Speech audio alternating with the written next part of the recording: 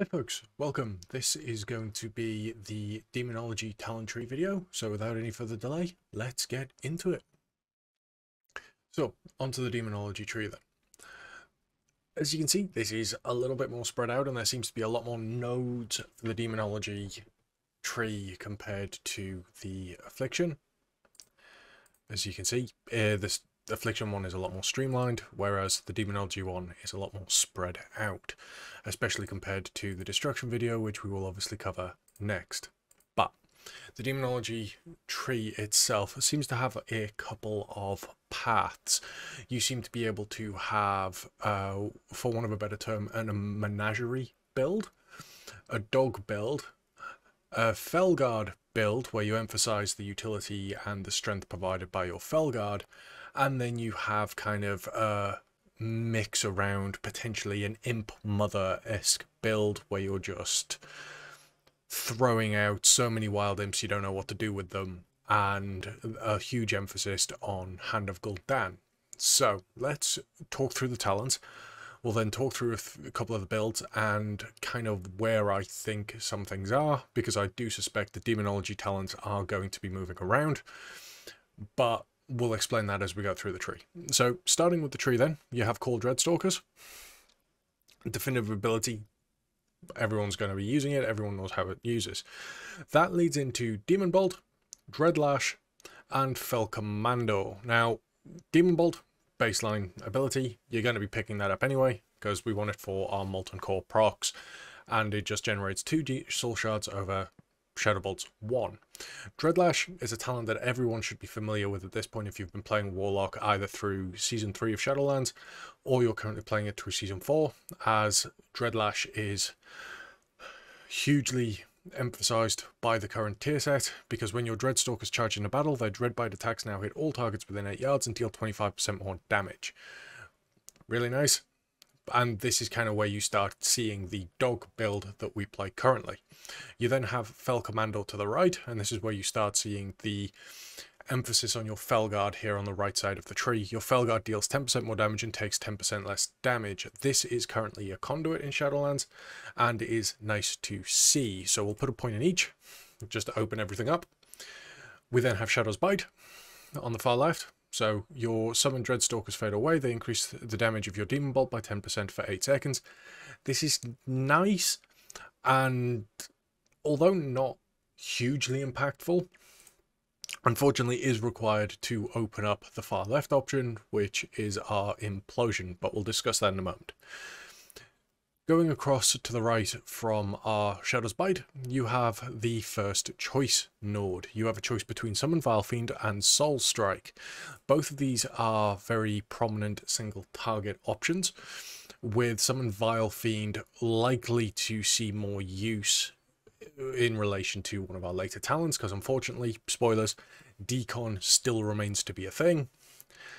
So Summoned Vile Fiend is likely to be the choice in a setting where you play Decon, and you may see Soul Strike used if you're going with a Felguard build and you're not actually playing Decon, but we'll discuss that at the end once we've covered all the talents, because Decon is all the way down here, I'm afraid.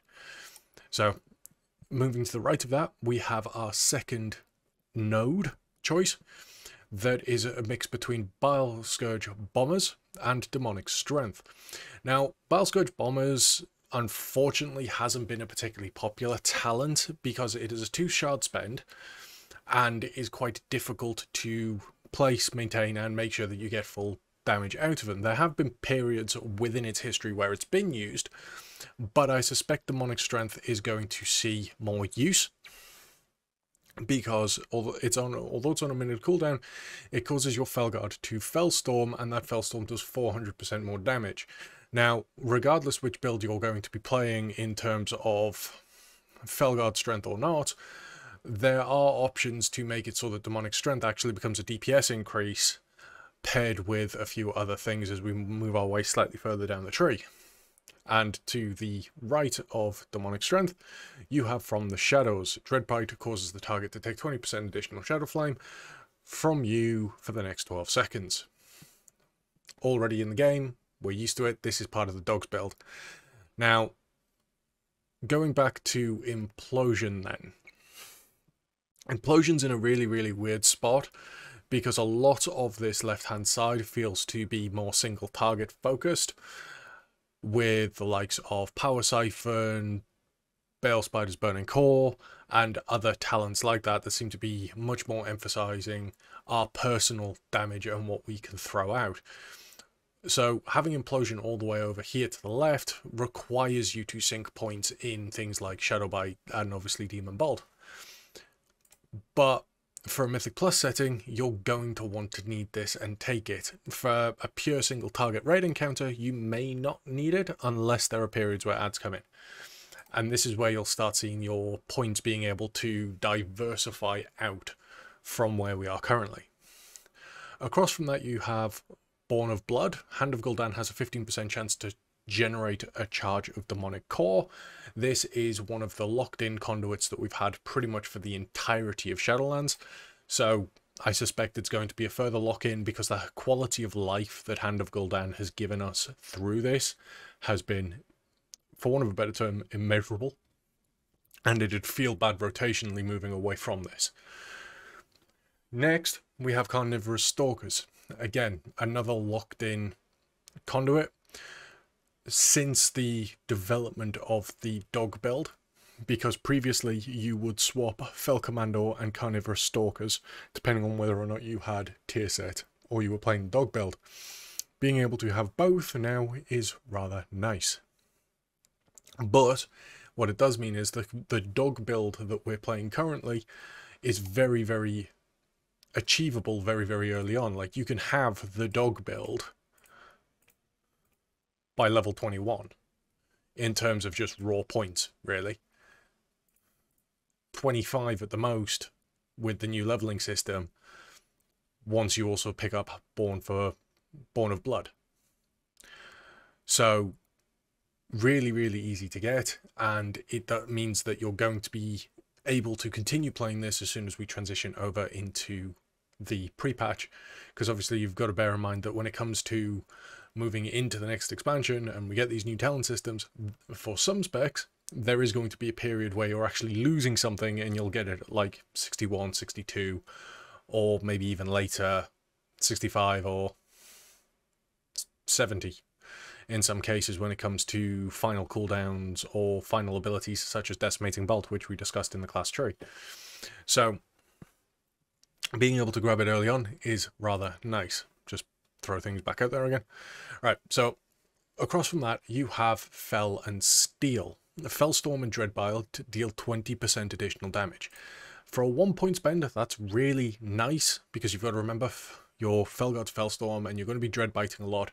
In a Mythic Plus scene, Fel and Steel is just a really nice 20% damage amp across the board in a lot of cases, especially if you've got things like Carnivorous Stalkers. So really nice ability, and it does diversify things up.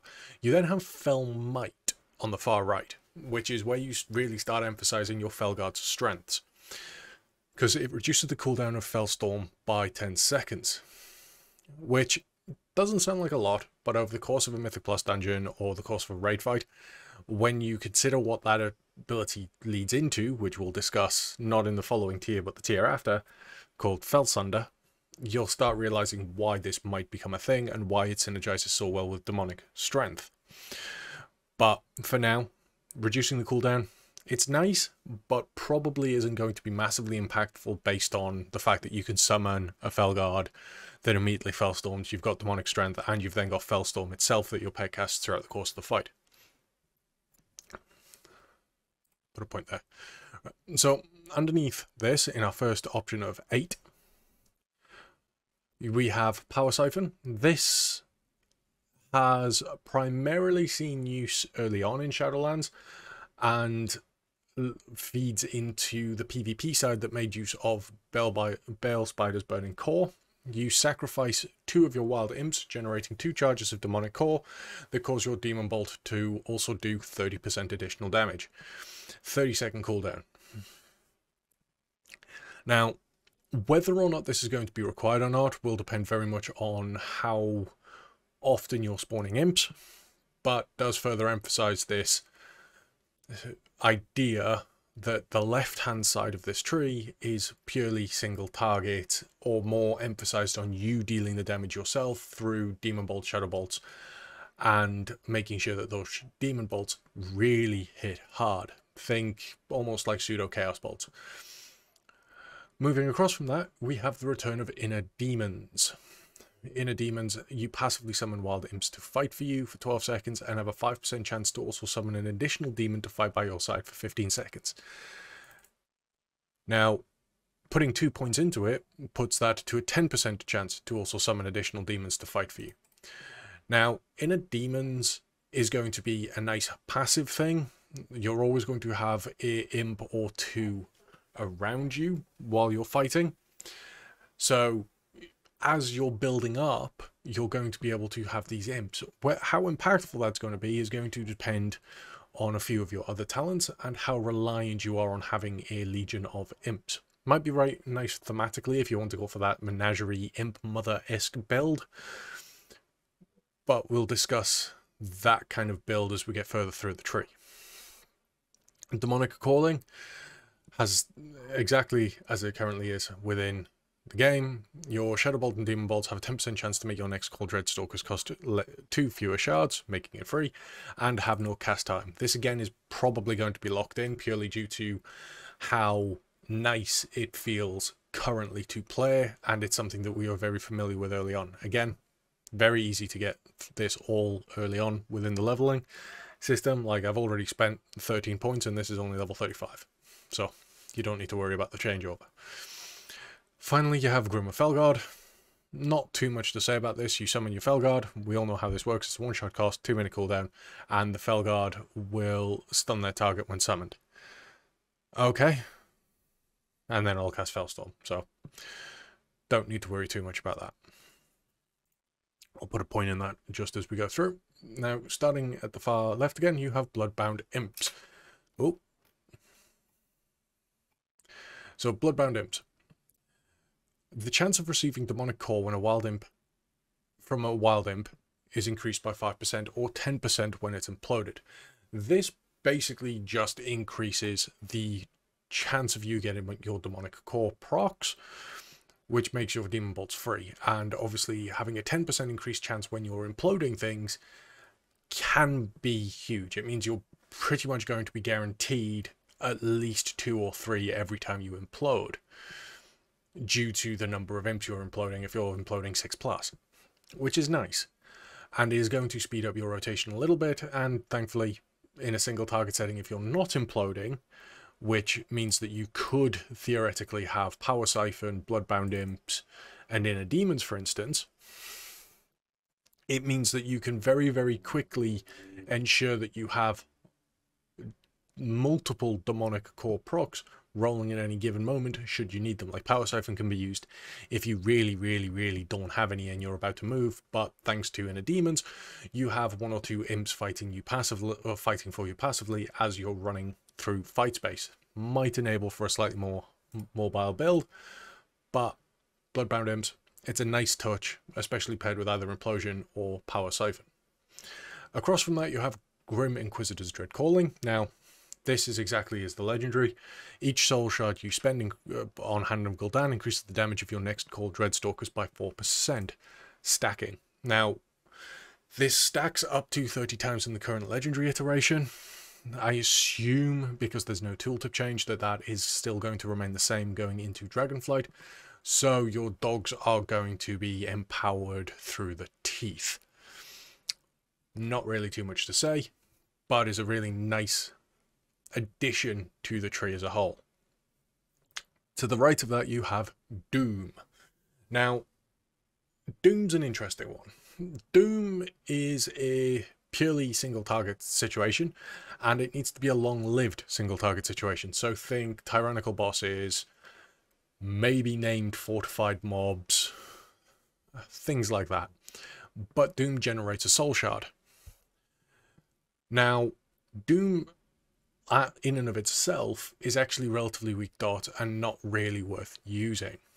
There are a couple of augmentations to Doom underneath, like Kazak's Final Curse, which we'll discuss in a moment, that may see Doom get some usage. but probably more in a raiding scene rather than from a Mythic Plus scene for this reason. But Doom, it's nice to have. Again, not as powerful as it used to be, harking back a long time ago. Following through from that, we have Demonic Meteor. Hand of Gul'dan deals 5% additional damage and has a 5% chance per soul shard spent of returning a soul shard. Nice 1-point spender, and further opens up more options to us as we go down the tree. Kind of nice emphasis, and the nice synergy as well between Demonic Meteor and Grim Inquisitor's Calling. The ability to focus on your Hand of Gul'dan damage and being able to just buff your dogs. Really nice feedback loop. And then you have Fell Sunder, which is the ability we were talking about previously, and this is where your Felguard emphasis comes into it. Each time Fellstorm deals damage, it increases the damage the target takes from you and your pets by 2% for 8 seconds, stacking up to 10%. So it's a 5-stack. That means that everything that's hit by Fellstorm will take increased damage from your pets. Now, if this also takes into account things like Implosion, you're potentially going to see a lot of burst AoE from Demonology Warlocks on a minute cooldown. Whereas you have Tyrant that you could have on a minute cooldown as well if you run Wilfred's, but we'll discuss Wilfred's versus Decon at the very end. You could have something like going into summoning a Tyrant, Demonic Strengthening, summoning your dogs, getting the Dreadbite along, like Dreadlash, Carnivorous Stalkers going, Felon Steel, they do more damage anyway. You've stacked up Inquisitors, and then you go to Implode. That could be huge.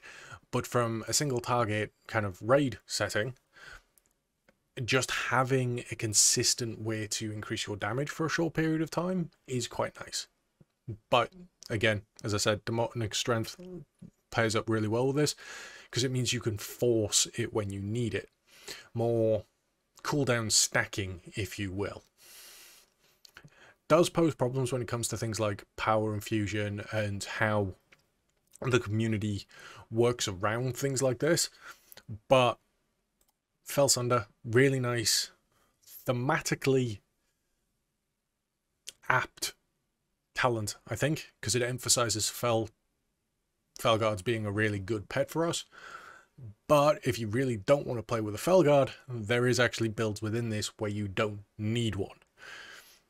But we'll get into that at the end. So following from Fell Sunder, then you've got bottom or left underneath that, you have Bale Spider's Burning Core. Again, this is a legendary that's already out that we've been playing with, especially Necrolord, Demonology Warlocks that have been playing in the PvP scene. Shadow Bolt increases the damage of your Demon Bolt by 7 or 15% respectively, depending on the points you put into it, stacking up to 4 times and lasting 20 seconds. This means that with Power Siphon and Bale Spider's Burning Core, your Demon Bolts really do hurt a lot, especially when you take into account an ability like Decimating Bolt that's had its legendary baked into it. And going into Dragonflight, this means that at its peak in Shadowlands, you were seeing 80, 90k Demon Bolts. It wouldn't be far off to assume that something like that may be similar going into Dragonflight, and you could theoretically have some very, very large preemptive burst through this, especially if you can chain packs into bosses. The only problem with Bale Spider's Burning Core is if you're casting so many Demon Bolts and you're getting so many Demonic Core procs, you're actually going to have to find a way to maintain this by weaving Shadow Bolts into your rotation. So it does have its drawback, which means that you may not actually want to use Power Siphon, and you may want to go through a route like this or through Bloodbound Imps to get it. But to the right of that, you have Imp Gang Boss. Summoning a Wild Imp has a 5% chance to summon an Imp Gang Boss instead. When imploded, an Imp Gang Boss will summon a Wild Imp.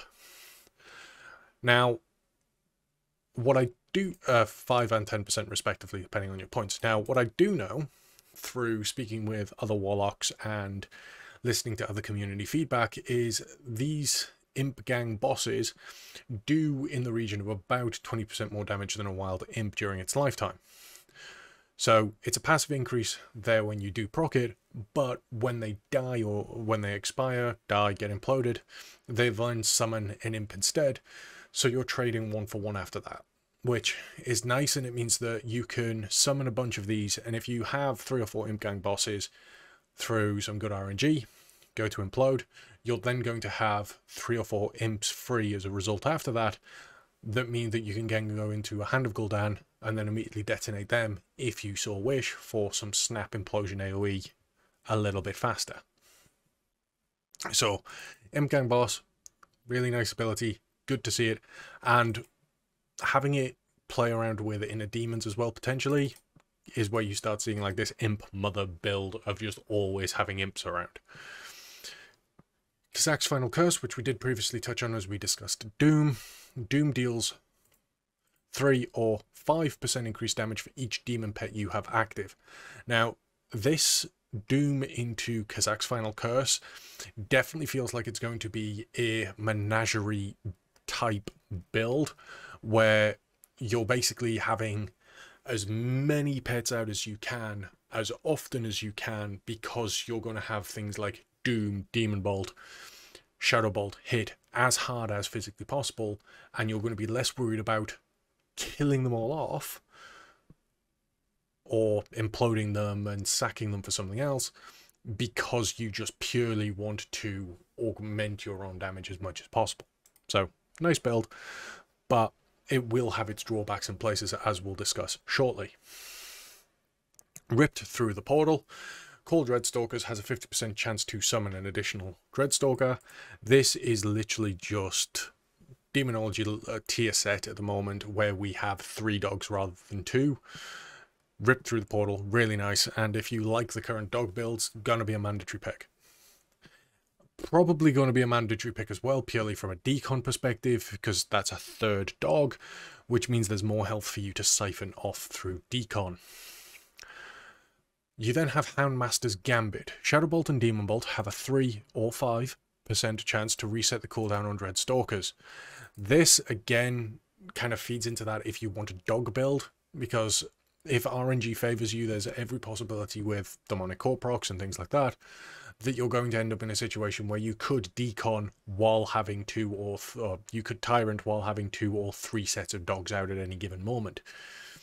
And pairing with Dreadlash, Carnivorous Stalkers from the shadows, and just generally the fact that dogs do a lot of damage, especially with Grim Inquisitors, you could see this kind of spiral out of control, especially in Mythic Plus, because at the moment, if you have high haste, or you run the haste augmentation through the Shrouded affix, Grim Inquisitors is doing, you know, 5, 6, 7 million total damage over the course of the dungeon. I say Grim Inquisitors. Your Dreadstalkers are doing 5, 6 million damage over the course of a dungeon and are dwarfing anything else in your list. So, Houndmaster's Gambit could be really nice. Now, we do actually have 2 points to spend, even though we've kind of divvied around everywhere. So what we're going to do is we're going to drop 2 into Imp Gang Boss for the time being. Apologies, it's quite muggy here, which is making me rather tired. But anyway, on to the points. So we've got choice between Nether Portal, Demonic Tyrant, and Tauren Armaments, which is a passive. Now, Nether Portal is still really problematic, I think. It's a really nice ability, and it's always been attractive, because what you do is you tear open a portal into the Twisting Nether for 15 seconds. Every time you spend soul shards, you'll also command demons from the Nether to come out and fight for you. So a Hand of Gul'dan is worth 3 demons, Call Dreadstalkers is worth 2, things like that. And this is where you start getting into that proper menagerie build, as I said. The problem is, though, it's a 3-minute cooldown, and it's a 2.5-second cast time, costing a shard as well. So you'd have to properly bank these shards up, cast Shadow Bolt, cast, and kind of go into this trying to spend as much as you can while hoarding Demonic Core procs, because you're going to want to have 2 or 3 procced or banked going into a Nether portal. But we'll take it for the time being, and we'll talk about this left section before talking about the right, and we'll leave Tyrant and its follow-up ones for last, because unfortunately, that is where we will discuss Decon versus Wilfred. So, following from Nether Portal, to the left you have Ner'zhul's Volition, which increases the duration of Nether Portal by 5 or 10 seconds respectively, which is nice because it turns it from a 15-second cooldown into a 25-second cooldown, or duration cooldown as it were, which is quite nice. You have to the right of that Sacrifice Souls. Shadow Bolt and Demon Bolt deal 2% increased damage per demon you have summoned. You can see the emphasis on the menagerie here. And the emphasis on Demon Bolts, because with Bale Spider's Burning Core, Sacrifice Souls, that, yeah, Doom, Kazak's Final Curse, you just have a huge emphasis on throwing out as much damage as possible while you have all these pets out, especially seeing as the Nether Portal demons do count. Underneath that, you have Gul'dan's Ambition. So when Nether Portal ends, you summon a Pit Lord that gains power based on how many soul shards were spent, up to 10 shards. While Nether Portal was active, this demon lasts for 10 seconds. Now, spending 10 shards during a 25-second Nether Portal isn't difficult, or it shouldn't be difficult when you take into account your Demonic Core procs, Hand of Gul'dan, Dreadstalkers, and things like that. Especially if you set this up correctly to make use of the pet extensions for things like Tyrant and Decon, but we'll talk about that, as I said, shortly. Summoning the Pit Guard, or the Pit Lord, that gains further power and lasts for 10 seconds after the portal is active, further turns Nether Portal from a 15 to 25 second to a 35 second duration CD is quite nice. The scaling on how much damage the Pit Lord does, though, is still up in the air. The Pit Lord could do an absolute crap ton of damage, or it could be, you know, summon Dark Glare levels of this is actually dog tier trash. I really only want it because it has a stupid amount of health. Looking at you, Decon, we hate you. Across from that, though, you have the Expendables. When your wild imps expire or die, your other demons are inspired and gain 1% additional damage, stacking up to 10 times. This just further augments that menagerie build, because you're going to be having imps die constantly, whether it's through Imp Gang Boss, Inner Demons, you've then got your Sacrifice Souls, your Bale Spider's Burning Core, and you're throwing out imps constantly. You're constantly burning shards. So having your pets gain damage. Now, this tooltip doesn't explain whether or not it will refresh, or if it's going to be something that once you get one die, it'll stack up to, say, 5, because you've had 5 imps die roughly at the same time, but then the buff will then expire without refreshing, and then it has to go through the cycle again, because it just says stacking up to 10 times. So this is entirely possible that you, from this tooltip at least, so someone please do comment below, is your pets will get a ramping increase of up to 10%. So your Felguard's going to do 10%, your Dreadstalkers are going to do potentially 10% before they expire, and then it'll just, the next lot of pets will then require the same. But for any pets you have out permanently, like Jailer, for instance, that summons an Inquisitor Eye that attacks your enemies for an hour, if that is then benefited by the Expendables and is then doing 10% more damage for the duration of its existence. Because if that's the case, then being able to fully make use of your Summon Tyrant to extend as many pets out as possible, and then immediately going to like implode, say, 10 imps after a Tyrant, means that your Tyrant's immediately doing 10% more damage, all your pets are doing 10% more damage, and you're just rolling. What it does mean as well is the expendables for implosion numbers, or during moments of peak damage that you're hunting for, imploding 10 imps is going to be like your perfect number. Because if you can implode 10 imps, that means any pet you have currently immediately gets 10 stacks of the expendables buff. So everything starts doing 10% more damage. Which may or may not explain why implosion is actually on this side of the tree. Because it could, in theory, turn implosion into a single target ability. In theory. But all in all, Nether Portal, nice to see. I don't like how it's a 3-minute cooldown though, because that's kind of messes everything up and puts us more in a almost destruction single target-esque playstyle. On the right hand side, we have Intoran Armaments. So your Felguard deals 20% additional damage, and Soul Strike now deals 25% of its damage to nearby enemies. Now, this is rather unique, because what this does is it turns Soul Strike, which is primarily a single target ability, and as we said earlier, is a choice between Summon Vile Feeding or Soul Strike,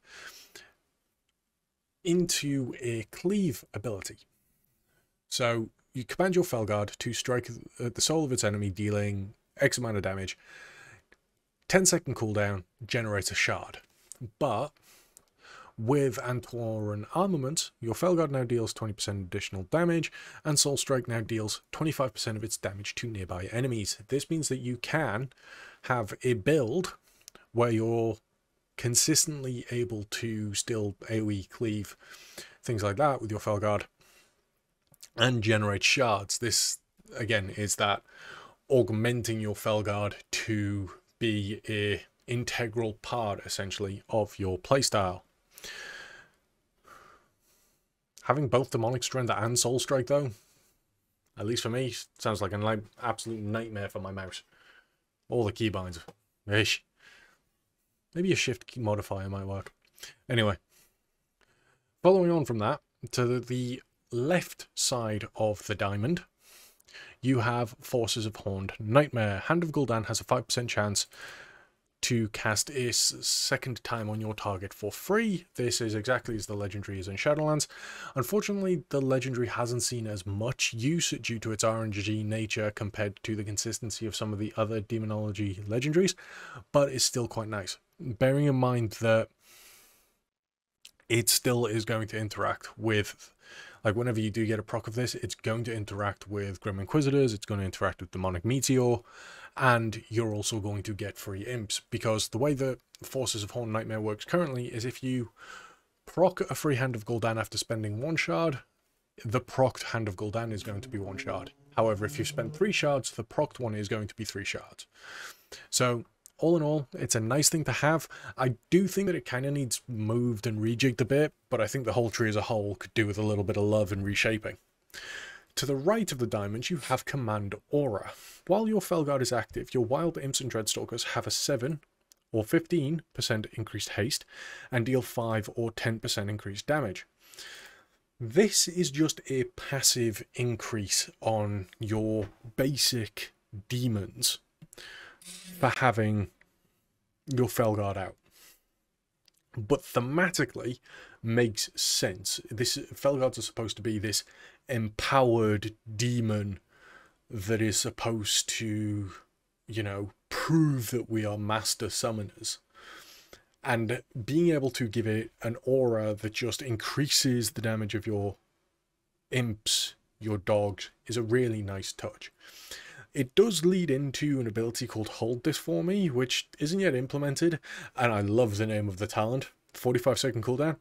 But your Felguard hurls his axe towards the target location, erupting when it lands and dealing 10% of spell power as Shadow Flame damage for 0 seconds until cancelled to nearby enemies. So it's going to be a 2-second tick or a 1-second tick for probably about 8 seconds. I'm guessing. Maybe a little bit less because it's a 45-second cooldown. But while unarmed, your Felguard's basic attacks deal damage to all nearby enemies and attacks 50% faster. which from a headcanon perspective is great. Felguard just yeets his axe and starts punching things. But the interesting interaction of this is because it's Shadow Flame damage, it pairs really well with dogs.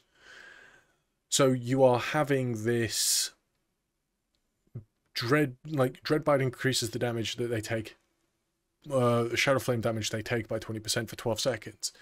Dreadlash, your Dreadstalkers charge into battle. Their Dreadbite now attacks all targets within 8 yards and deals 25% more damage. Hold this for me. Does Shadow Flame damage, AoE. You can literally set this up with your dogs. And it's a really nice thing, especially when you consider that for a 45-second CD, that pairs really closely with a Felguard's base Fellstorm, which with Felsunder further amplifies the chaos essentially that you're going to be causing with this, because each time Fellstorm takes damage, it increases the damage your target takes by you and your pet by 2% for 8 seconds for up to 10%. So Fellstorm into Hold This For Me, Dreadstalkers, Implosion. Huge amount of AoE damage going out there that at the moment, even without Felsunder, Hold This For Me, and without the... Don't know how I did that.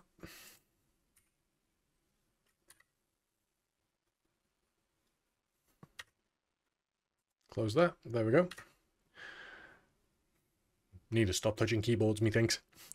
Yeah, even without Hold This For Me, Command Aura, and stuff like that, that still same playstyle essentially in terms of damage at the moment in Shadowlands is seeing Demonology Warlocks bursting in groups for anywhere between 60 and 120k in packs based on obviously pack size and how many imps you're imploding. But being able to further augment that with this Felguard is a really nice touch and nice build. Stolen Power. When your wild imps cast Firebolt, gain an application of Stolen Power. After you reach 100 applications, your next Demon Bolt deals 50% increased damage, or your next Shadow Bolt deals 100% increased damage. Now, this sounds nice, but I think it needs to be up here somewhere.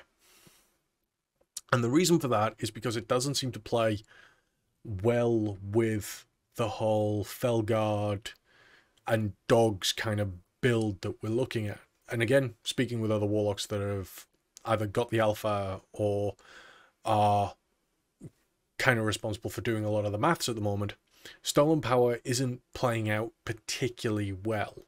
So I think it needs a look at, and is probably likely to be moved up into this left region somewhere. Maybe a branch of Inner Demons, so it's maybe here.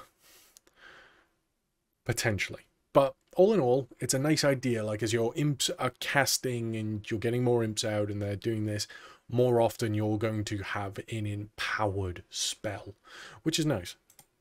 But on to the meat and potatoes. On to the problem child.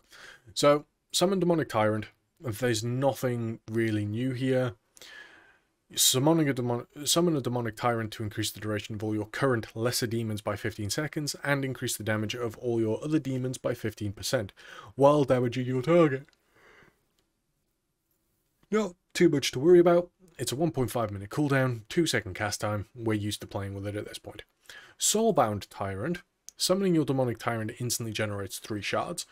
I assume it'll be 3/5 with a 2-point spender, unless we somehow end up getting a 6th soul shard, which is just essentially the second rank of Tyrant as we have it now. We then move on to Demonic Consumption and Wilfred's as a choice node. Now, this is going to boil down to whether or not you're needing a 1-minute Tyrant or you need a Giga Chad Tyrant. Now, in most cases, you're going to have a Demonic Consumption Tyrant which means you're going to want to increase the amount of demons that you have available to you at any given moment for these tyrants. So you're going to want Rip Through the Portal. You're going to want something like Imp Gang Boss. You're going to want your Summon Vile Fiend. Inquisitor's Gaze and being able to summon an eye, if that has health, that's going to be taken into account for decon.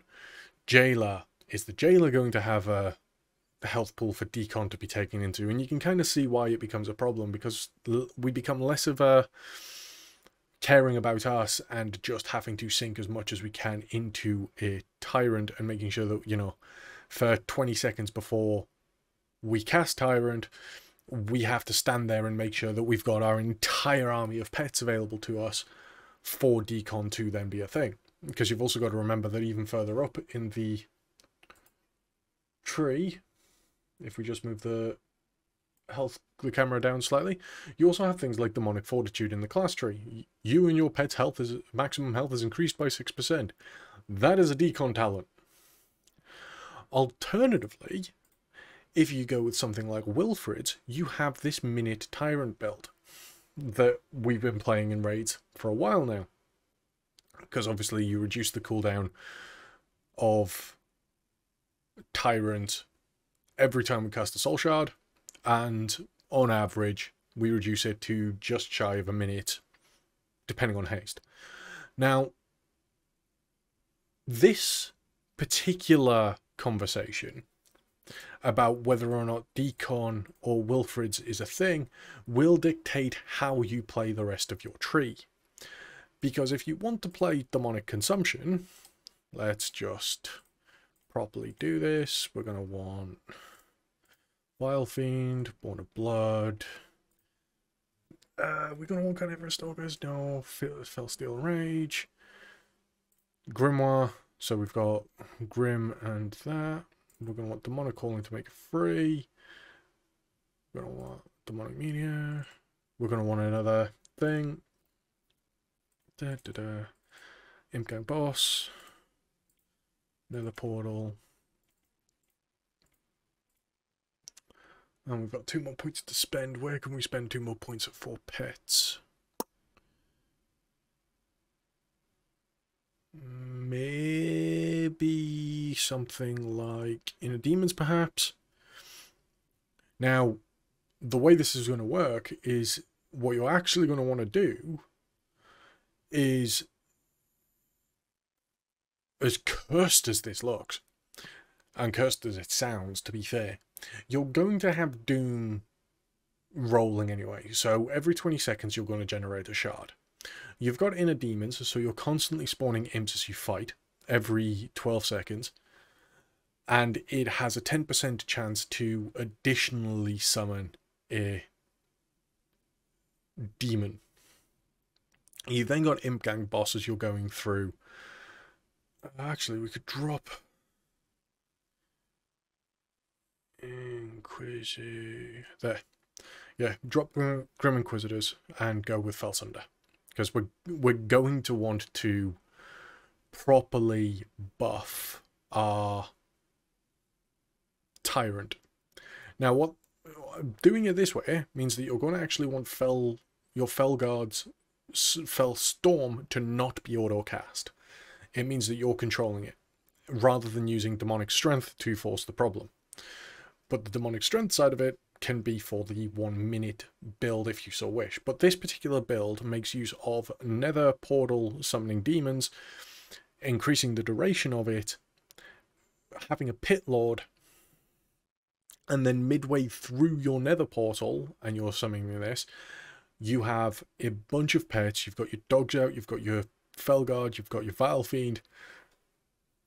You then summon your Demonic Tyrant. Your Demonic Tyrant then gives you 5 shards, assuming it's the exact same as it is now. Tooltip obviously hasn't updated and it still just says 3.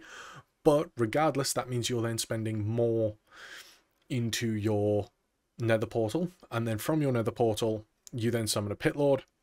Your Pit Lord is then getting 15% increased damage from your Demonic Tyrant. And you then, with both your Demonic Tyrant and your Pit Lord out, you then Fellstorm with your Felguard.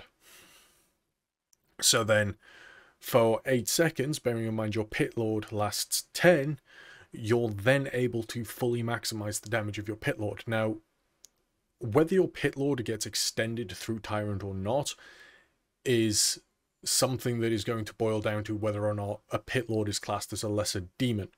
Now, I don't think the Pit Lord will class as a lesser demon. If it does, though, that means that you can get your Pit Lord to last for up to 25 seconds, which would be rather drastic and does lead you into this kind of bullshittery around a Tyrant. Does kind of horrify me, but the other build, the minute build, would see you have something like this.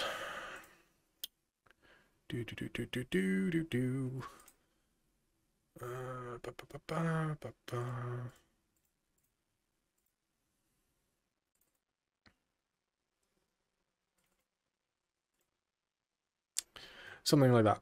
Now, having a build similar to this would mean that although your Tyrant isn't going to be buffed, because it's not drawing health from all your other pets, every time you have a Tyrant, all your pets are going to be doing considerably more damage.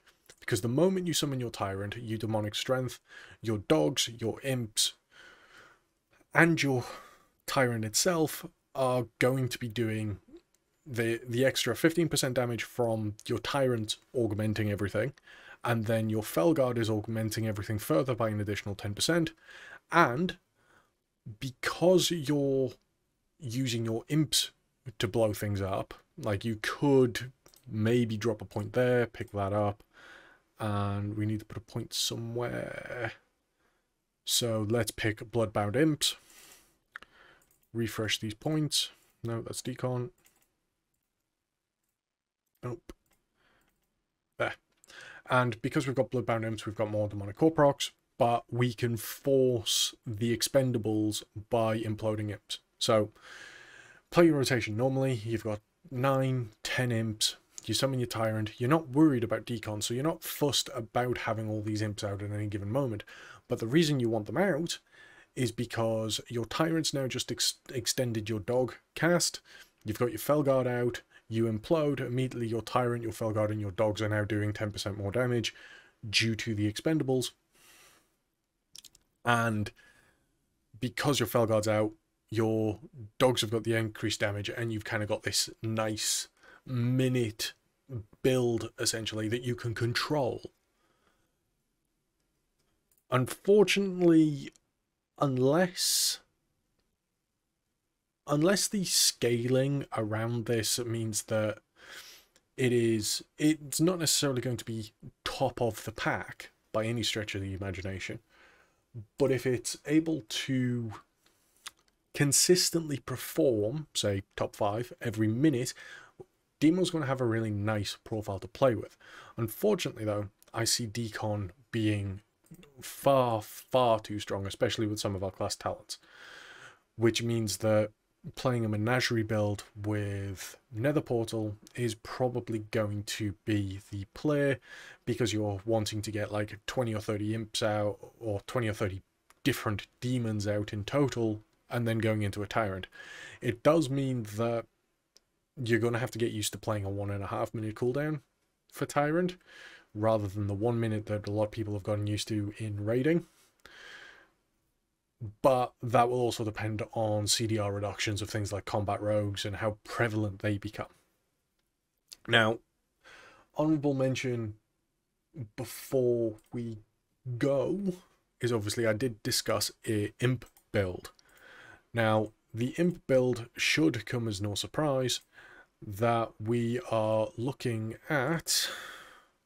Put Dreadstalkers there. Obviously both Inner Demons and Imp Gang Boss. We're going to want Demonic Meteor. We're going to want this. We're going to want that. We can pick up another point. Mentor Armaments. Under the Force Nightmare. Pick up... The problem with the Imp build is you've then either got to pick up Tyrant, sacrifice souls. We've got 2 points to spend, so you also pick your bale spiders. And then you pick up the expendables. Although if you didn't want bale spiders, because you're not too fussed about it, you could put your 2 points in your tyrant generating you shards. You don't have decon at all, which you could pick up by dropping Felsunder, but having this particular build is properly trying to utilize all the imps that you're going to have out. Expendables is kind of a personal choice of mine, but that's because I kind of like the idea of being able to control, buff all my pets, especially with something like Implosion. But as you can see, the Demonology talent's rather fleshed out, and you do have to make some active choices, but those choices are unfortunately very far down in the tree, so that you then have to retroactively go back up the tree to solve it. Like, are you going to play Decon or are you going to play Wilfrids? And in a competitive single target raid setting, Decon is just going to win because of the amount of health that we're going to be able to siphon off. But all in all, it's a good tree. I am looking forward to the damage profiles, the tuning, and seeing what this opens up, because when we go into the destruction tree next, we have even more options. So I suspect that Warlocks are likely going to have like 8 or 9 different damage patterns over the course of the trees that are going to see some use somewhere. And it's just up to us as players to find out where those situations are best. Hopefully you guys have liked the video. I will obviously catch you all in the next one, and in the meantime, hope you have a wonderful day. And for the Americans watching this later this evening, I hope, or afternoon where they are, I hope you all had good luck in your chest today, and the reset wasn't too bad. In the meantime, catch you all later.